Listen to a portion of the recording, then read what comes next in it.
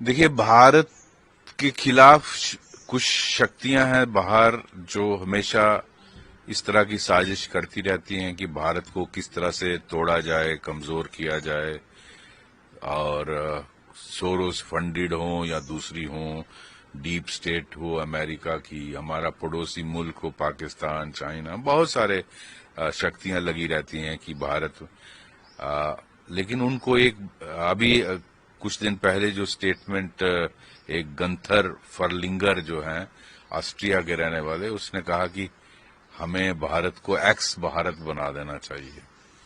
और हम यहाँ किसी राहुल गांधी जी को लेके आ जाएं। तो ये दर्शाता है कि कुछ लोग ड्रीम करते हैं कि भारत को हम तोड़ देंगे, भारत को एक्स भारत बना देंगे। मैं डिनाई नहीं करता कि भारत में हमारी अंदरूनी दिक्कतें हैं, फिशर्स हैं, कमजोरियां हैं, लेकिन उनको एक बात मैं जरूर कहना चाहता हूं कि एक बात ध्यान रखें, भारत अनंत काल से चला आ रहा है, इसको कोई तोड़ नहीं सकता और इस पर विशेष कृपा है भगवान की। यहाँ जो पैदा होता है वो चाहे जो भी जाति, धर्म, रीजन, लैंग्वेज का हो, वो ब्लेस्ड सोल्स होती हैं जो भारत में पैदा होता है। और भारत को तोड़ना इतना आसान नहीं है। भारत कोई बांग्लादेश, सीरिया नहीं है कि आप जो चाहें कर सकें। ये बहुत विशाल देश है और मुझे इसमें कोई शक नहीं है जिस स्पीड से भारत प्रोग्रेस कर रहा है, बहुत जल्दी भारत एक महाशक्ति बनेगा। ऑलरेडी आप देख रहे हैं पिछले 11-12 सालों में कितनी तरक्की हुई है और दुनिया कह रही है, आप नहीं, मैं नहीं कह रहा हूं। तो भारत बहुत जल्दी महाशक्ति बनेगा। इसीलिए कुछ लोगों के पेट में दर्द हो रही है कि भारत को तोड़ा जाए। लेकिन आज का भारत का नेतृत्व जो नरेंद्र मोदी जी की सरकार का है बहुत मजबूत है और वो एक पर्टिकुलर डायरेक्शन में भारत को लेके जा रहे हैं। ये चीज हजम नहीं हो रही उन लोगों से जिनकी अपनी सत्ता कमजोर हो रही है। तो इस तरह के बयान जो फर्लिंगर दे रहे हैं, ये बेसिकली रिफ्लेक्ट करता है माइंडसेट कुछ लोगों का। मैं नहीं कहूंगा सारा वेस्ट ऐसा है, बट कुछ वहां ऐसी ताकतें हैं जो भारत को तोड़ना चाहती हैं, कमजोर करना चाहती हैं और इसमें हमारे अंदरूनी झगड़ों को बढ़ावा देके। लेकिन भारत को कुछ नहीं होने वाला, ये अपने आप को बचाएं। भारत ऐसा ही रहेगा, अनंत काल से ऐसा है और आगे ऐसा ही रहेगा। आप टूट सकते हो, आपका नेटो टूट सकता है इनका, हालांकि नेटो ने इस स्टेटमेंट से अपने आप को डिसोन किया है, लेकिन ये एक कमेटी है जिसके ये अपने आप को प्रेसिडेंट कहते हैं, European committee for NATO enlargement, उसका ये अपन चेयरमैन अपने आप को बोलते। तो ये दिखाता है कि कुछ लोग किस तरह की बातें करते हैं भारत को तोड़ने की, और ये इनकी कामयाबी नहीं होगी। भारत आगे बढ़ेगा बढ़ेगा। ये सेंचुरी भारत की है, ये जो सदी है इसमें भारत ही सबसे आगे निकलेगा और दुनिया को मार्गदर्शन करेगा, पूरे ग्लोबल साउथ को लीड करेगा।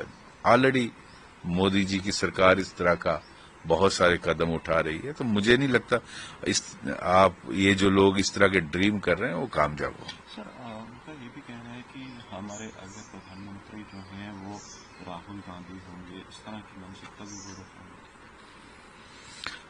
देखिए, वो दर्शाता है कि वो समझते हैं कि राहुल गांधी जैसा अगर प्रधानमंत्री बने तो उसको आप मैनिपुलेट कर सकते हो।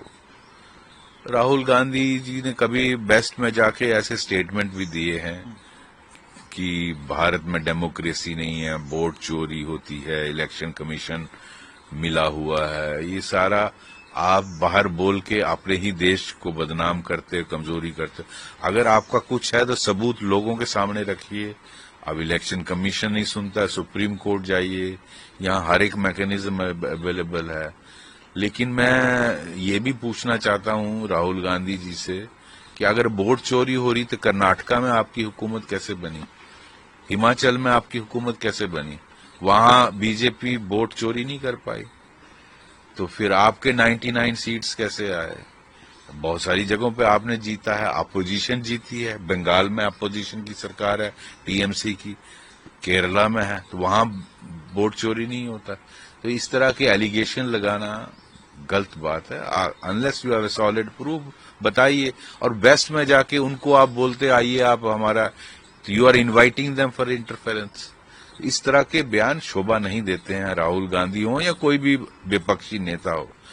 आप मोदी जी को पसंद नहीं करते हैं, आप उनको गाली गलौज करते हैं, उनकी मदर को गाली गलौज, ये अच्छा किरदार की बात नहीं है। और शायद ये लोग जो इस तरह का स्टेटमेंट बाहर से दे रहे हैं, वो सोचते हैं कि अगर राहुल गांधी बन जाएगा तो हम उनको जिस तरह चाहेंगे भारत में कर लेंगे। वो होने वाला नहीं है, क्योंकि जहां तक मैं यहाँ की जनता को जानता हूं, वो ऐसे लोगों को पावर में अब नहीं लाएंगे। अगला प्रश्न ये है कि बंगाल में जिस तरह से बंगाल फाइल्स बनाई गई है, अब उस पर ना लोगों को थ्रेटन्स किया जा रहा है, जो थिएटर्स को रिलीज ना किया जाए, इस तरह से जो वेंडर्स हैं वो सप्लाई ना कर पाए, इस तरह से धमकियां उनको दी जा रही है कि उस फिल्म को वहां पर रिलीज ना करें। देखिए, बंगाल फाइल्स एक फिल्म बनी है जो फैक्ट पे बनी है, जो रिसर्च बेस्ड फिल्म है। 1946 में डायरेक्ट एक्शन डे हुआ था, ये हिस्टोरिकल फैक्ट है, मैं और आप नहीं कह रहे, आप हिस्ट्री से पढ़ लीजिए। आई थिंक 16 अगस्त का कौन सी डेट है मुझे एग्जैक्ट याद नहीं, 46 में ये हुआ था। सोहरावर्दी उस वक्त चीफ मिनिस्टर थे वहां के, और जिन्ना के कहने पे डायरेक्ट एक्शन डे हुआ, बहुत सारा स्लॉटर हुआ हिंदुओं का, फिर हिंदुओं ने रिटेलिएट किया, बहुत सारे मुस्लिम मारे गए, फिर गांधी जी वहां फास्ट किए अनटू डेथ। तो ये फैक्ट है, उसमें उसको दिखाने में आपको क्या तकलीफ है?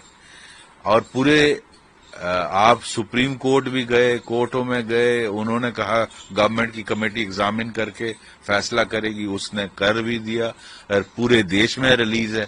जिस बंगाली ने देखनी वो बाकी कंट्री में आगे नहीं देख सकता क्या? और इंटरनेट के जमाने में आप क्या बैन कर लोगे? मैंने इसका टीजर देखा है इंटरनेट पे, आप सोशल मीडिया, इंटरनेट पे, यूट्यूब पे सब देख सकते हो। तो आप किस से बैन कर रहे हो? आप you are only appeasing your vote bank, उनके लिए, चंद वोटों के लिए, पावर, कुर्सी के लिए। आपके आगे पीछे कोई नहीं है, किसके लिए कर रहे हो? और इस तरह वो कहते हैं मोदी डिक्टेटर है, तो डिक्टेटर आप हुए या मोदी हुआ?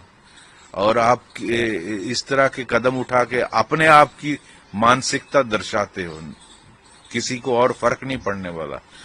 बंगाली बहुत समझदार कौम है, और वो इसको अगर देख, उनको सच्चाई पता है। अब मुझे पूरा विश्वास है आने वाली इलेक्शन में results will reflect this is. आप ये तो गुंडागर्दी हो गई ना, कि आप लगाओगे तो हम वो तोड़ देंगे। ऐसी गुंडागर्दी के साथ पुलिस को और जुडिशरी को सख्त एक्शन लेना चाहिए।